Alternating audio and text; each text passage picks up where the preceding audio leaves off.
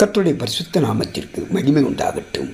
எனக்கு அன்பான சகோதர சகோதரிகளுக்கு ஆண்டவராகிய இயேசு கிறிஸ்துவின் இனிய நாமத்தில் நல்வாழ்த்துகளையும் வணக்கத்தையும் தெரிவித்துக் கொள்கிறேன். காலைதோறும் கர்த்தருடைய வார்த்தை என்ற தலைப்பில் நாம் வேத வசனங்களை தியானித்து வருகிறோம். இன்றைக்கு தியானத்திற்கு நாம் எடுத்துக்கொண்ட வேத வசனம் பிலிப்பியர் 4ஆம் அதிகாரம் 7ஆம் வசனம். அப்பொழுது எல்லா புத்திக்கும் மேலான தேவ சமாதானம் உங்கள் இருதயங்களையும் உங்கள் சிந்தனைகளையும் கிறிஸ்து இயேசுவுக்குள் காத்துக்கொள்ளும். கிறிஸ்து பிறப்பின் நன்னாளை நாம் கொண்டாடுகின்ற இந்த மாதத்தில் மனக்குழப்பத்தை எல்லாம் நீக்கி சமாதானத்தை தருகிற இயேசுவை பற்றி நாம் பார்க்க போகிறோம். தேவ சமாதானம் உங்கள் இருதயங்களில் ஆழக்கடவது. சமாதானத்தை இழந்து போகின்றோம். மறைவான இருதயத்துக்குள் இருந்து எழும்பும் வீண் சிந்தனைகள் தேவன் அருளும் சமாதானத்தை குறைக்கக்கூடியவை. வீண் சிந்தனைகளினால் உண்டாகும் தீமை எவ்வளவு கொடியது! பயங்கரமான சிங்கங்களின் குகையில் தானியேலை தள்ளிவிட்ட போதும் உன்னத தேவனின் அருளால் வெளியே வந்தார். மனதில் இருந்த பயத்தை சோத்திரங்களாலும் புகழ் பாடல்களாலும் மறக்கடித்து ஆண்டவரை துதித்து தப்பித்தார். அன்னாள் தனக்கு பிள்ளை இல்லாதிருந்த போதும் மனம் கலங்கியவளாய் ஆலயத்தில் சென்று உன்னத தேவனை தேடினாள்.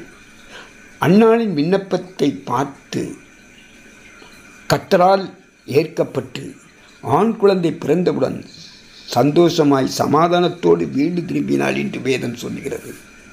இயேசு கிறிஸ்துவின் தாயாகிய மரியாள் யோசேப்புக்கு நியமிக்கப்பட்டிருந்தாள்.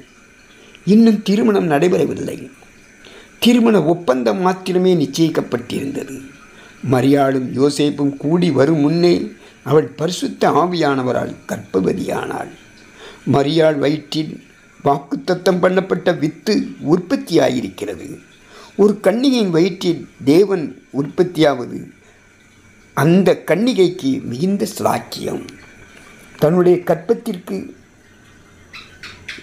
கற்பத்திற்கு காரணம் பரிசுத்த ஆவியானவர் என்பதை நிரூபிக்காவிட்டால் சமுதாயத்தினர் வேறு விதமாய் பார்ப்பார்கள். மரியாளைப் போல் பாக்கியவதி யாரும் இல்லை. அதே வேளையில் மரியாளைப் போல சமுதாயத்தில் துன்பம் அனுபவித்தவர்களும் இல்லை. சமுதாயத்தில் உள்ளவர்கள் தன்னை குறை கூறினாலும் ஏளனமாக பார்த்தாலும் அவமானமாக பேசினாலும் மரியாள் நீதிபரராகிய தேவனை சார்ந்திருந்தாள். மரியாள் கர்ப்பவதியான காலத்தில் யோசேப்புக்கு முதலில் மனக்குழப்பம் உண்டாயிற்று. யோசேப்பு ஒரு நீதிமான். மரியாள் யோசேப்புக்கு நியமிக்கப்பட்டிருக்கையில் இன்னும் திருமணம் நடைபெறவில்லை. அவளை அவமானப்படுத்த யோசேப்புக்கு மனதில்லாதிருந்தது. மரியாள் மீது யோசேப்பு கரிசனையாயிருந்தார். இந்த சம்பவத்தை சமுதாயத்தில் மறைக்கவும் முடியாது. யோசேப்பால் மறக்கவும் முடியவில்லை. இந்த சம்பவத்தை தாங்கிக் கொள்ள முடியாமல் மிகுந்த மனக்குழப்பத்தில் சமாதானம் இழந்து காணப்பட்டாலும் அதை சமுதாயத்திற்கு வெளிப்படுத்தவில்லை. எவ்வாறு தீர்வு காண்பது என்று சிந்தித்து கொண்டிருந்தார்.